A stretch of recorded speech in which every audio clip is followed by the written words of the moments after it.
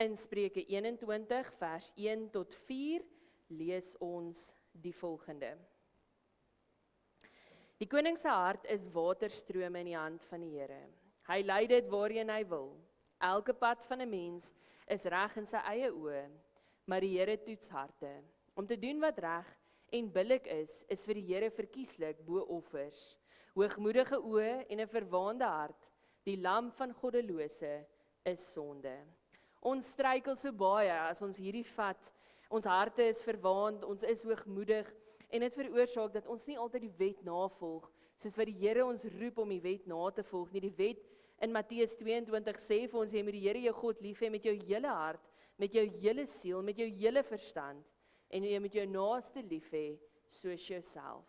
Kom ons toets onsself hieraan.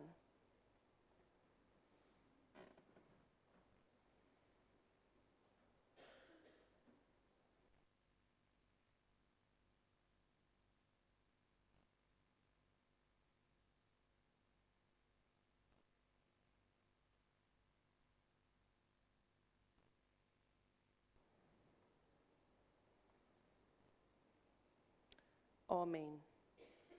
Kom ons bly sit en dan sing ons hierdie lied.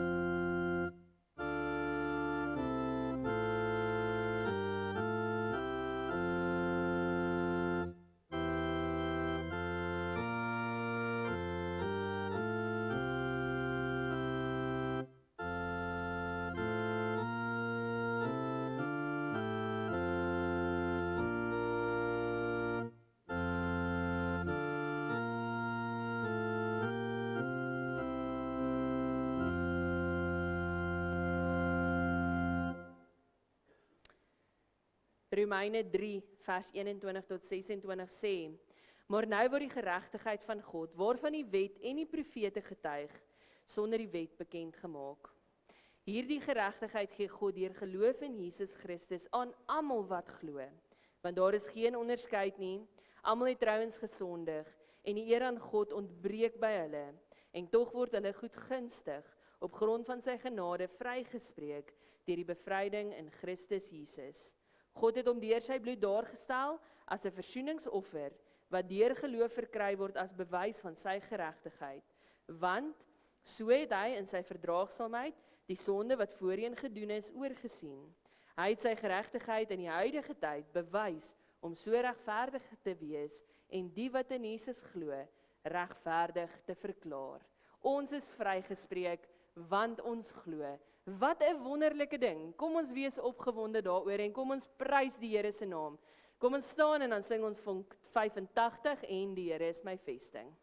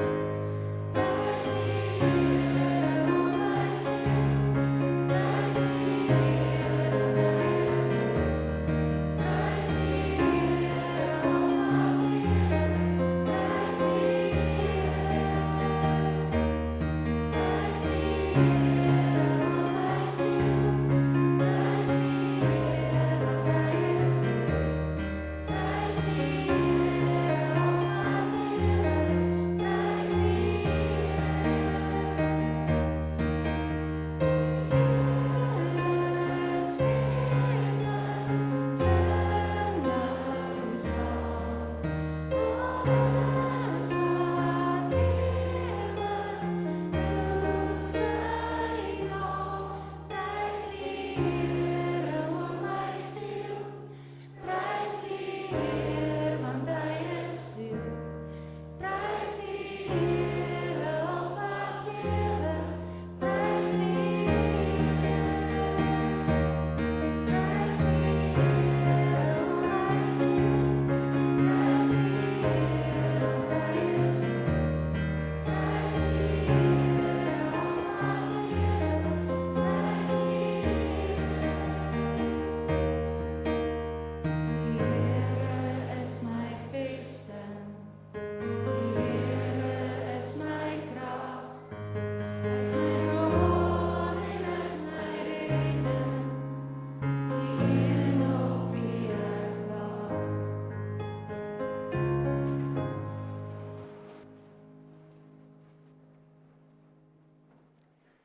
Vanoggend lees ons uit Habakuk 1 vers 1 tot 17. Ek gaan uit die 2020 vertaling lees. En terwyl al die mammas en pappas so lank soek na Habakuk 1, want dit gaan weer nie op die bord wees nie, nooi ek al die kindertjies om hier voor by my te kom sit.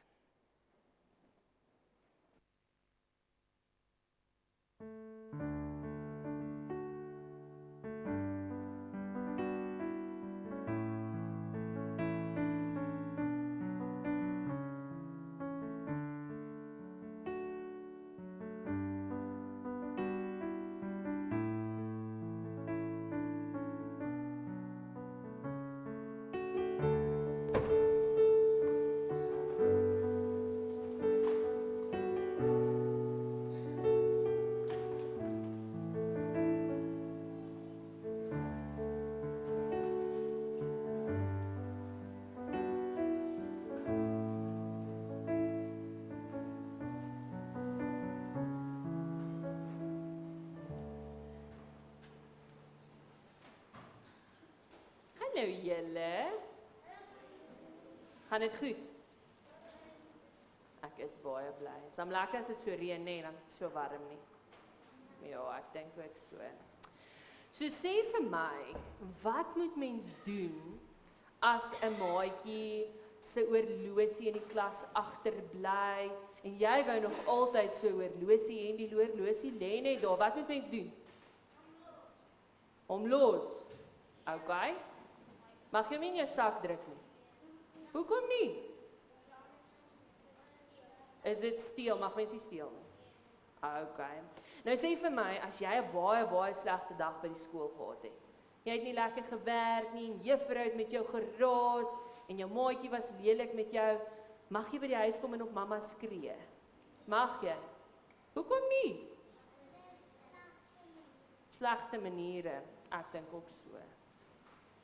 En wat van as juffrou vir jou vra of jy jou huiswerk gedoen het en jy weet jy het nie jou huiswerk gedoen nie, wat moet jy vir juffrou sê? Die waarheid, mag jy nie jok nie. Maar as jy nie jok nie, dan gaan jy in die moeilikheid kom. As jy jok, dan gaan jy nie raas kry nie, moet jy nie dan maar eerder jok nie. Hoekom nie? Is dit ook slegte maniere? So, hoekom doen ons nie goed wat ons nou gesê het? Julle is reg, mens mag nie sulke lelike goed doen nie, nê? Mens moet altyd die regte ding doen. Selfs die waarheid praat, selfs al gaan jy bietjie in die moeilikheid kom, nê? Want mens mag nie jok nie.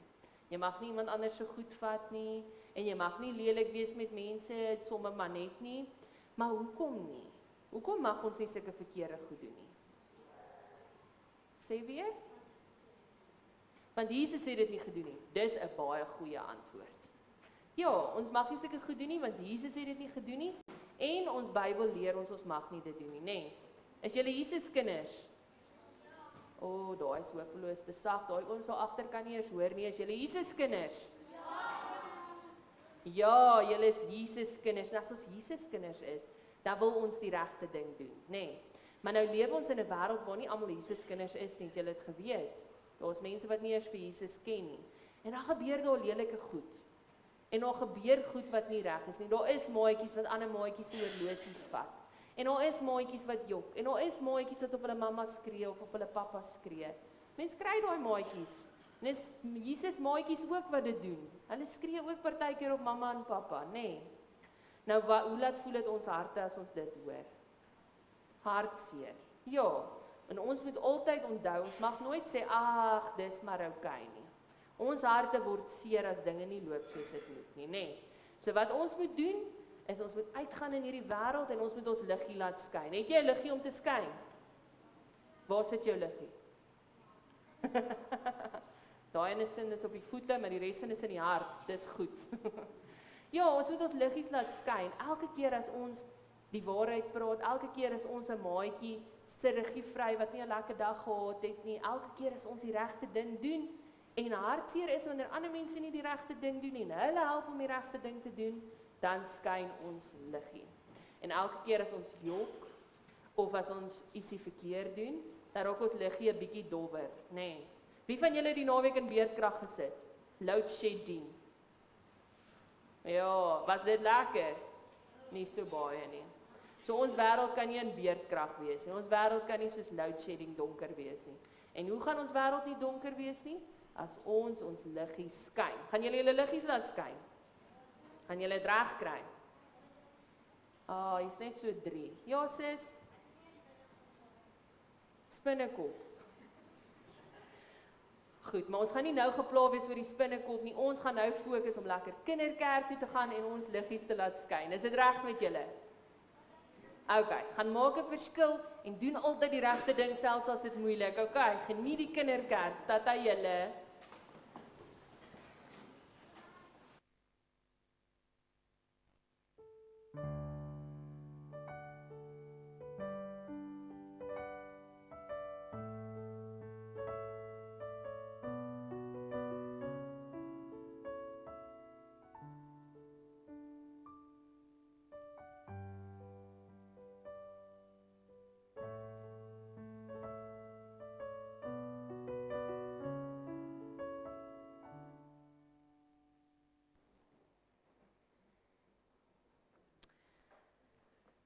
Soos julle weet, is ons nou besig met ons reeks. Ons het verlede jaar vir mekaar gesê in Matteus 5 in die bergrede staan daar geseënd is die wat afhanklik is. So verlede week het ons gesê ons as Christene is afhanklik. Dis so 'n bietjie van God se vingerafdruk wat in ons identiteit leef. En hierdie week doen ons die volgende seënbede in Matteus 5 vers 4 wat sê geseënd is die wat treur, want hulle sal vertroos word. Geseënd is die wat treur oor ongeregtigheid, want hulle sal vertroos word. So ons as Christene sê, ek treur oor ongeregtigheid. Ek is hartseer oor ongeregtigheid. Ongeregtigheid moenie in ons wêreld wees nie. So ons lees dan saam Habakuk 1, ons gaan al 17 verse daar saam lees. Die profesie, dit is wat Habakuk, die profeet, gesien het. Hoe lank nog, Here? Ek roep om hulp, maar U luister nie. Ek roep uit na U, geweld, maar U verlos nie. Waarom laat U my onreg ervaar en leed terwyl U toekyk? Vernietiging en geweld is reg voor my. Twis ontstaan en rusie neem toe. Daarom het die wet sy krag verloor en tree die reg glad nie meer na vore nie. Maar goddeloses omsingel die regverdige. Daarom is die reg so verdraaid. Kyk na die nasies en let op. Wees verslae, verstom, want daar gaan iets in julle dae gebeur. Julle sal dit nie glo as dit vertel word nie. Ja, kyk, ek gaan die Galdeërs laat optrek, die verbitterde en voortvarende nasie wat oor die breedte van die aarde gaan om woonplekke in besit te neem wat nie aan hulle behoort nie. Skrikwekkend, vreesaanjaend is hierdie nasie. Van homself gaan sy reg en oppermag uit. Vinniger as luiperds is sy perde, ratser as wolwe in die skemer. Sy ruiters kom aangejaag, sy ruiters wat van ver af kom, hulle vlieg soos arende wat afduik om te vreet. Elkeen is uit op geweld, hulle hele voorhoede is 'n oostewind. Dit maak kruisgevangenes bymekaar soos sand. Hierdie nasie dryf met konings die spot, en regeerders is vir hom 'n grap. Vir elke versterkte stad lag hy. Hy hoop grond teen die stadsmuur op en neem dit in. Dan gaan die wind verder en steek grense oor en hy word skuldig, die een wie se krag sy God is. Bestaan U dan nie van altyd af nie, Here? My God, my Heilige. Ons gaan tog nie sterf nie. Die Here het U hom bestem as oordeel. U rots het U hom beskik as teregwysing. U wie se oë te rein is om boosheid te aanskou, wat nie kan toekyk waar daar leed is nie. Waarom kyk U toe as mense veraderlik optree? Waarom swyg U wanneer goddeloses die verswelg wat regverdiger is as hulle? U maak mense soos visse van die see, soos krioelende see diere wat nie 'n heerser het nie. Met sy hoek trek hy hulle almal uit. Hy sleep hulle uit in sy skepnet en versamel hulle in sy vuik. Daarom is hy bly en juig. Daarom offer hy vir sy skepnet en brand hy reukwerk vir sy vuik. Want danksy sy nette is sy deel van die byt vet en sy maaltyd ryk. Sal hy sy skepnet so bly uitskit en aanhou om nasies goddeloos uit te moor? Ons lees dan net tot sover. 'n Vliegongeluk vind plaas in Washington DC. Daar is geen oorlewendes nie. Beerdkrag fase 4 word ingestel. 'n 18 maande oue seentjie word deur sy pa met 'n mes gesteek in Durbanville. So kan ons aanhou en aanhou en aanhou die nuusgebeure wat hierdie week gebeur het vir mekaar sê. En hoe laat dit ons voel wanneer ons hierdie goed hoor? Nie lekker nie. Hier's waarskynlik van julle wat sit en dink, ons is die hele week besig met hierdie goed. Ons wil dit regtig nie nog in die kerk ook hoor nie. Maar hierdie goed gebeur rondom ons. Oor en oor gebeur hierdie slegte dinge. Dinge wat ons ontstel. Dinge wat nie lekker is om te hoor nie. Dinge wat ons regtig nie wil ervaar en beleef nie. Dan is daar waarskynlik nog 'n klomp dinge wat ons in ons eie lewens by hierdie lysie kon voeg. En dan voel ons nes Habakuk, maar ons wil sê, hoe lank nog, Here? Hoe lank nog? Hoe lank gaan hierdie dinge nog aanhou? Hoe lank moet ons nog swaar kry? Hoe lank moet ons nog lyding beleef en aanskou? Hoe lank nog, Here? En dit is waar Habakuk is, en dit is waar meeste van ons iewers in ons lewe gaan wees, en dis nie vir ons vreemde woorde nie. Die psalmdigter in Psalm 13 het hierdie selfde woorde gevra, hoe lank nog, Here? Ons almal kom op 'n stadium daar, en dan lees ons van Habakuk, ons lees sy klaaglied, waar hy sê, dit is nie reg nie, dis nie hoe die wêreld moet wees nie, en hy kla oor hierdie ongeregtigheid, en ek en jy kla ook maklik oor die ongeregtigheid, want dis nie hoe dit moet wees nie, dis nie hoe die Here die wêreld geskep het om te wees nie. Hoe gebeur al hierdie slegte dinge? Hoekom moet ons dit aanskou en beleef? En dan, wat gebeur saam met ongeregtigheid? Saam met ongeregtigheid ontstaan daar twis en risie neem toe, en ons kry hierdie beskrywing van absolute chaos. 'n Wêreld van chaos. En oral om ons sien ons hierdie wêreld van chaos, en Habakuk kla oor hierdie wêreld van chaos, waar daar net al hoe meer twis is, al hoe meer konflik is, en waar die risie toeneem. En dan dink ek, hoekom? Hoekom gebeur dit? Ons weet dat die wêreld gebroke is. Met die sondeval het daar seer in ons wêreld ingekom, maar hoekom begin hierdie goed al hoe meer toeneem? Hoekom voel dit of dit al erger en erger en erger word? Nou die rede daarvoor is die ongeregtigheid wat aanhou gebeur, en dan gee Habakuk ook vir ons 'n antwoord. Hoekom dit gebeur? Hoekom dit gebeur en wat gebeur ook as gevolg van die ongeregtigheid? So dis tweedelig. En wat sê Habakuk? Habakuk sê, die wet van God het nie meer krag nie. Nou eerstens wil ek julle herinner aan 'n gedeelte, my Bybelstudiegroepe gaan nou baie mooi hierdie gedeelte herken, Openbaring 2 vers 4. Openbaring 2 vers 4 sê vir ons, maar ek hou dit teen jou, dat jy jou eerste liefde versaak het. Ek hou dit teen jou, dat jy jou eerste liefde versaak het. Ek hou dit teen jou, dat jy nie meer lief het, soos in die begin nie. Wie is aan die woord? God. God is aan die woord, en hy sê dit vir 'n gemeente in Efese. Maar dalk sê God dit ook so bietjie vir my en vir jou. Jy het nie meer lief soos jy lief gehad het nie. Die wêreld het nie meer lief soos die wêreld behoort lief te hê nie. En dan as ons kom by die wet wat Habakuk sê nie meer krag het nie, dan lees ons in Matteus 22 vers 36 en 37. Jy moet die Here jou God lief hê met jou hele hart en met jou hele siel en met jou hele verstand. Dit is die belangrikste en die eerste gebod.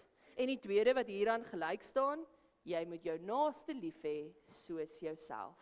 Hoor julle die goue draad?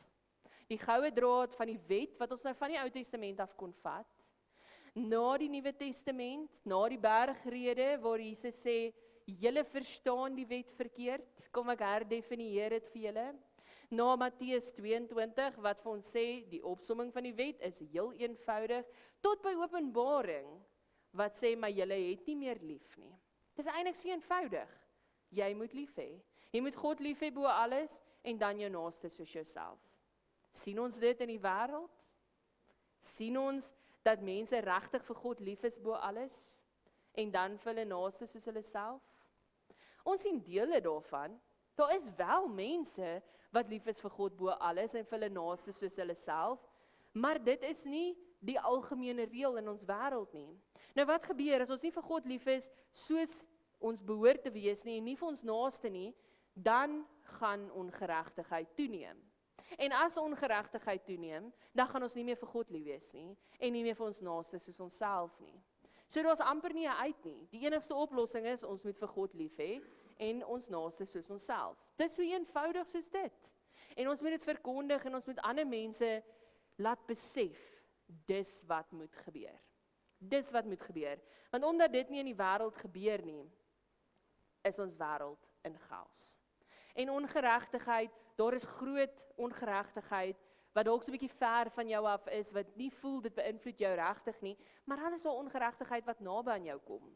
En dan is daar ongeregtigheid wat ons sal sê is eintlik klein op die skaal, maar dit veroorsaak ook 'n volgende en 'n volgende en 'n volgende stukkie ongeregtigheid.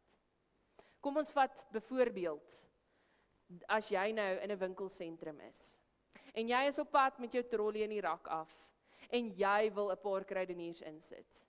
En iemand anders kom en hy kom staan voor jou en hy haal die kruideniers van die rak af en hy sit dit in en hy ry weg. Iemand wat voor jou ingedruk het. 'n Klein stukkie ongeregtigheid. Maar daar was nie liefde in daai scenario nie. Dadelik is jy vies, dadelik is jy kwaad, dadelik verdwyn jou glimlag en jy is sommer ongeskik met die vrou by die til wat jou kruideniers vir jou moet inlei. En so gaan dit aan. Ongeregtigheid veroorsaak chaos. En waar ongeregtigheid seevier en liefde wegbly, daar begin verhoudings verbrokkel. Ons kan nie in goeie verhoudings met mekaar staan as ons nie lief is vir mekaar nie. As daar nie liefde tussen ons is nie, dan kan daar nie goeie verhoudings wees nie. En wanneer daar nie goeie verhoudings is nie en verhoudings verbrokkel, dan word ons meer selfsugtig en meer selfgesentreerd. Ons het al baie oor gepraat. Jy word selfsugtig gebore want dit gaan net oor jou en jy moet oorleef. Maar dan in liefde word jy geleer dit kan nie. Dit kan nie net oor jou gaan nie. Jy moet raak sien dat ander mense swaar kry. Jy moet raak sien dat dit nie net oor jou gaan nie. En dan leer ons dit. Maar as jy nie liefde het nie, dan gaan jy dit weer verleer. Dan gaan jy weer selfsugtig en selfgesentreerd word. En dan gaan jy nie eens agterkom, jy het met jou trolley voor iemand ingeloop wat besig is om kruideniers in te laai nie. So word dit net erger en chaos. Maar dan maak ons nie meer spasie vir mekaar nie, dan het ons nie meer respek vir mekaar nie. En dan sien ons nie vir God in enige spasie raak nie. God is baie groter as net ons tyd en ons spasie wat ons kan definieer.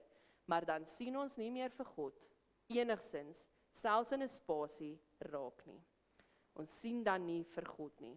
En dit is dan chaos. En dan voel dit asof God se stem stil word. Dan voel dit asof God nie meer omgee nie. En dit is waar Habakuk is. En dit is waar baie van die psalms vandaan kom. En dit is waar ons vir Jeremia lees met sy ou klaagliedere. Hoe lank nog, Here? Hoor U ons, sien U ons, gee U om wat gebeur in hierdie wêreld? En baie van ons was al daar. So baie mense het al vir my gevra, hoe kan 'n God van liefde dit toelaat? So ons kyk na sekere situasies in die wêreld, hoe kan 'n God van liefde dit toelaat? En ons gaan nou weer terugkom by hierdie vraag. Dan vers 5 en vers 6 lees ons van die Galdeërs. Nou hierdie is 'n baie vreemde gedeelte, want hier is God aan die woord. Eintlik as ons Habakuk lees, is Habakuk eintlik baie min aan die woord. God praat, God is aan die woord. En dan sê God, maar hy gaan hierdie Galdeërs gebruik. Hierdie Galdeërs gaan kom en hulle gaan dit vir julle moeilik maak.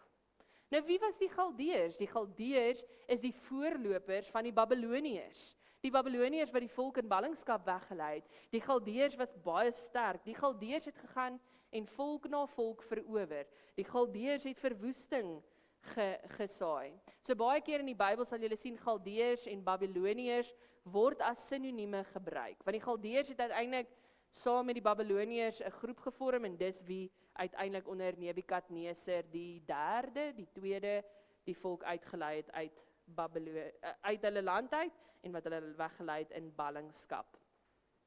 So hulle was die definisie van ongeregtigheid. Hulle was die definisie van wreedheid, van liefdeloosheid. En hier sê God, hy gaan hulle gebruik. Wat sê dit van ons God? God gebruik selfs die goddelose.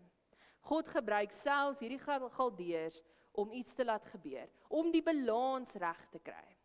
So, die balans was, daar's liefdeloosheid, daar's ongeregtigheid, en God gebruik hierdie Galdeërs om net weer die volk te straf, om vir die volk te sê, maar word weer bewus daarvan, julle is afhanklik van my. Julle kan nie sonder my nie. Julle het my nodig. En dan hoor Habakuk dit, maar sy klaaglied is nie verby nie. Die volgende ding wat hy vra is, maar hoekom word hulle nie gestraf nie? En dit het ons dalk ook al vir mekaar gesê. Hoekom gaan dit so goed met mense wat nie die Here aanbid nie? Daar's mense wat soveel aanjaag. Ek probeer die regte ding doen en ander mense doen nie, maar hulle beleef nie al hierdie lyding en swaar kry wat ek beleef nie. Ons vra dit, want ons sien nie ongeregtigheid raak. Dit voel vir ons onregverdig. Hoe kan mense wat die verkeerde ding doen, die rykste, die suksesvolste, die gelukkigste voorkom? Terwyl ek wat die regte ding probeer doen, sukkel. En ek sukkel regtig. Dalk het jy al so gevoel. Dalk nie. Maar dalk het jy al gevoel, dit is onregverdig. Dit is onregverdig. En dit begin al kleintyd. Dit begin al kleintyd waar kinders in sport deelneem, waar kinders kompeteer in akademie, en dan beleef hulle onregverdigheid. Wat moet ons sien? Habakuk worstel, en Habakuk wonder of God hulle raak sien, of God enigstens omgee, maar Habakuk vlug nie weg van God af nie. Habakuk vlug na God toe. Hy vra vir God, vir die antwoorde, en hy kom by God, en hy sit by God se voete, maar saam met dit is hier 'n stukkie geloofsbelijdenis, en dit kry ons in vers 12. Bestaan u dan nie van altyd af nie, Here, my God, my heilige, of in jou 83 vertaling, u is tog van altyd af daar, Here, u is my heilige God, ons sal nie sterwe nie. U is nog van altyd af daar, u is 'n heilige God, en ons sal nie sterwe nie. Dis Habakuk se geloofsbelijdenis. En dis tog wat ek en jy as gelowige elke keer vir mekaar sê, wanneer ons hierdie ongeregtigheid aanskou. Ons God is die God van alle tye. God is nog altyd daar. Hy was daar in die begin, hy is nou daar en hy sal nie einde daar wees. Hy's 'n heilige God. En daarom weet ons sal nie sterf nie. Ja, ons gaan ons laaste asem uitblaas, maar dan is dit. Dan is ons aardse liggaam hier, maar ons gaan leef in hiernamaals. En Habakuk, wat in die Ou Testament is, sê iets van hierdie getuienis. Hy sê hy weet, eintlik het hulle niks om te vrees nie. Ten spyte van die chaos in die wêreld, weet hy, maar God is God. God is die God wat nog altyd God was. God is nie afwesig nie. Wat Habakuk se vrees is, wanneer God nie geëer word nie, is dit asof God afwesig is, en dan neem die bose oor. En dis hoekom Habakuk wanhoopig voel. Want Habakuk is so half in daai posisie van, ek verstaan nie gaan hulle gebruik, ek verstaan hierdie ongeregtigheid, maar wanneer kry hulle straf? Hulle moet ook gestraf word. En dan as ons nou Habakuk verder sou lees, dan sal julle sien, in hoofstuk 2 gebeur dit wel, dat hulle ook hulle straf kry, dat hulle ook die oordeel kry, wat God dan oor hulle uitspreek. Kom ons kom weer by die vraag. 'n God van liefde. As God 'n God van liefde is, wat God sê hy is in die woord, as God 'n God van liefde is, hoekom laat hy dit toe? Hoekom laat hy dit toe dat daar mense is wat niks in hulle huis het om te eet nie? Hoekom laat hy dit toe dat mense wat opgewonde is oor 'n nuwe lewe wat in hulle lewe inkom, 'n miskraam beleef? Hoekom laat hy God dit toe dat mense in ongelukke kom? So kan ons aanhou. Uit elkeen van ons lewens kan ons 'n voorbeeld gee. Hoekom laat God dit toe? Nou die fout wat ons baie keer maak, is ons gee antwoorde soos, dis die Here se wil. Dis die Here se wil dat hierdie ongeluk gebeur het. Dis die Here se wil. Of, dis die sondes van die voorgeslagte. Iewers het jou ouers of 'n generasie voor jou aangejaag en dis hoekom jy swaar kry. Of, dis maar net hoe dit is. Dit is so. Daar's nie 'n antwoord nie, daar's nie 'n verklaring nie, dis maar net hoe dit is. Of, die een wat ons dalk waarskynlik die meeste hoor, is miskien wou God hierdeur vir jou iets leer. Gee enige van daai antwoorde vir enige van ons enigsins troos? Nee, dis nie antwoorde van troos nie. Het God my kind weggevat om vir my iets te leer? Dis nie 'n God van liefde nie. Nou, hoekom gebeur dit?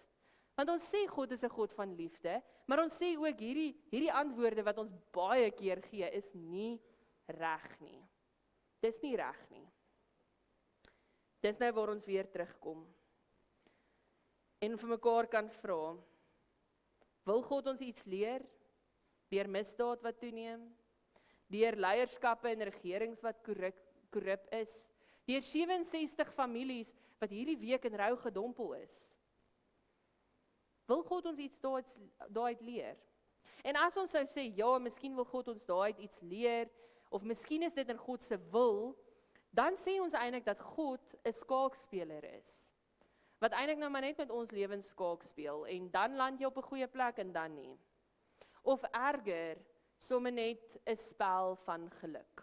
Geen struktuur, geen niks, is sommer net 'n spel van geluk. Maar ons sê dit is nie so nie. Nou hoekom gebeur hierdie goed? Want dit gebeur tog nog steeds.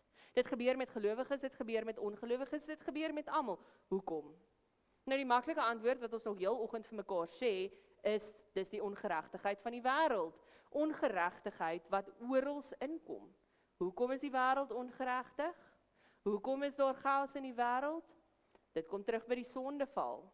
Die sondeval het hierdie perfekte skepingsverhaal gebreek. En omdat die skepping nie geloop het soos hy moet nie, het mense begin verhard, mense het verkeerde keuses begin maak, dinge het sleg geloop. En daardeur het hulle vergeet om vir God die liefste te hê en hulle naaste soos hulle self. Ons lees selfs in Habakuk wat sê, maar krag en mag word mense se god. En ons weet dit, krag en mag en geld, en dalk selfs jou verhouding met mense is vir jou belangriker as jou verhouding met God, dan werk dit ook nie. En ons kry ongeregtigheid in die hele Bybel, en ons behoort hartseer te wees daaroor. Jeremia 9 vers 1 sê vir ons, ag, was my hele kop maar water, en my oë 'n fontein van trane, sodat ek dag en nag kon huil oor die gesneuweldes van die dogters van my volk. In Nehemia lees ons in hoofstuk 1, hoe Nehemia sit en huil en vas en bid oor die muur wat nie reg is nie, oor die volk wat nie daai stukkie beskerming het nie. En baie psalms lees ons hoe Dawid en ander psalmdigters sê, hoe lank nog, Here? Hoekom gebeur hierdie dinge? Hoekom lyk dit of die goddeloses voorloop? Ons moet treur, en ons moet aanhou treur oor ongeregtigheid, want as ons afgestomp word, as ons nie meer 'n gevoel het vir ongeregtigheid nie, kan ons niks daaraan doen nie. dan gaan ons dit nie beter maak nie. En ons moet dit beter maak. So ons treur oor ongeregtigheid, want anders verhard ons harte en ons word apaties. Waar kry ons voorbeelde in die Bybel van mense wat sy harte verhard het? Daar's baie. Die bekendste is waarskynlik dat die Farao se hart verhard het, toe die volk kom vra het, hulle wil uitgelei word. Die Farao se hart het verhard. Die Egiptenare, Eksodus 14, se harte het verhard. So kan ons aangaan. So eerstens, as ons nie gaan meer treur oor ongeregtigheid nie, gaan ons harte verhard. Tweedens, ons gaan perspektief verloor oor reg en verkeerd. Julle kon hoor, elke kind hier het vanoggend die regte antwoord gegee. Dit beteken nie hulle doen altyd die regte ding nie. Baie van hulle het almal baie mooi gesê, jy mag nie jok nie, en ek is seker elkeen van hulle het waarskynlik al gejok. So net omdat ons weet wat die regte ding is, beteken nie altyd ons doen die regte ding nie, maar hulle weet, en ons weet, so terwyl jy nog treur oor ongeregtigheid, sal jy tussen reg en verkeerd kan onderskei. As ons nie hartseer is, en treur, en ongelukkig is oor ongeregtigheid nie, as dit nie in ons binneste kom nie, dan word ons mense van die wêreld, en nie in die wêreld nie. Nou daar sal dit julle dadelik herinner, aan Johannes, in 1 Johannes 2 vers 16 lees ons dit, dat die waarskuwing baie duidelik is. Ons moet in die wêreld wees, maar nie van die wêreld nie. In Romeine 12 vers 2 lees ons, moenie gelykvormig word aan hierdie wêreld nie. En dis wat gaan gebeur, as ongeregtigheid jou nie meer pla nie, gaan jy word soos die wêreld. Dan gaan jy deelneem aan hierdie ongeregtigheid. En die laaste ding wat gebeur, is ons word onafhanklik van God. Of ons kry die idee, die illusie, dat ons nie afhanklik van God is nie. En ons het verlede week vir mekaar gesê, ek as gelowige is afhanklik van God. Nou wanneer ons nie meer die ongeregtigheid in die wêreld sien, raak sien, en hartseer is daaroor nie, dan begin ons vergeet hoe afhanklik ons is van God. Habakuk sê vir ons vra hoekom, en ons gaan baie vra hoekom, en partykeer kry jy nie jou antwoord nie, en partykeer kry jy nie die antwoord waarvan jy hou nie, die antwoord waarvan hy nie gehou het nie, is dat die Galdeërs hulle nog gaan swaar laat kry. Maar ons moet die verskil ken. Ons moet die verskil ken tussen geregtigheid en ongeregtigheid. Ons moet die verskil ken en wees en uitleef. So vandag sê ek vir jou, die Here laat nie hierdie slegte goed gebeur, omdat hy jou les wil leer, of omdat dit in sy wil is nie. Hierdie goed gebeur, want dit is deel van die gebrokenheid van ons wêreld. Dis nie reg nie, dis ongeregtig. En ons as gelowiges word geroep om konings, priesters en profete te wees. En wanneer ons sê ons word geroep om 'n koning te wees, 'n koning moes geregtigheid laat seëvier. 'n Koning moes sorg dat daar geregtigheid bly. Dit is wat die koning in die naam van die Here moes doen. So ek en jy moet sorg dat geregtigheid gebeur. Nou daar's 'n paar riglyne in die Bybel. Daar's baie, maar ek gaan net vir julle 'n paar noem. En ek wil hê jy moet dit neerskryf of vat sommer jou foon en neem 'n foto hiervan. Maar ek wil regtig hê gaan lees hierdie tekste, gaan dink oor hierdie tekste, gaan mediteer oor hierdie tekste, gaan maak hierdie tekste deel van jou lewe. Want dit is hoe ons die verskil gaan wees. Dit is hoe ons geregtigheid in 'n ongeregtige wêreld gaan laat gebeur. Nou gaan vinnig vir julle sê wat staan in hierdie tekste, maar jy gaan dit nie onthou nie. So neem dit af, skryf dit neer, vat dit saam met jou huis toe en gaan lees dit in hierdie week. Die eerste een wat ons kry is in Micha 6 vers 8. Nou Micha 6 vers 8 is baie eenvoudig. Dit sê doen reg, betoon troue liefde en wandel nederig met God. Doen reg, betoon troue liefde en wandel nederig met God. Nie te moeilik nie. Matteus 6 vers 33 sê soek eers die koninkryk van God. So ons weet hoekom God doen wat God doen. As ons weet hoekom iets deel is van die koninkryk, dan sal ons geregtigheid kan uitleef. Soek eers die koninkryk van God. Dan Spreuke 31 vers 8 en 9, praat vir die wat nie 'n stem het nie. Dis belangrik. Ons moet nie stil wees nie, ons moet praat oor ongeregtigheid. Ons moet praat vir die wat nie 'n stem het nie. Jesaja 1 vers 17 sê leer om goed te doen, soek reg en spreek verdrukking aan. So weer eens, wees die stem, spreek verdrukking aan, leer om goed te doen en soek die regte pad. Doen reg. Matteus 5 vers 14 tot 16, leef in die lig. Dit wat jy doen, wees die lig. 2 Kronieke 7 vers 14 sê, bid. Hou aan bid, moenie ophou bid nie. En vanoggend kan jy begin deur vir daai bidbel en besoeklysie te bid.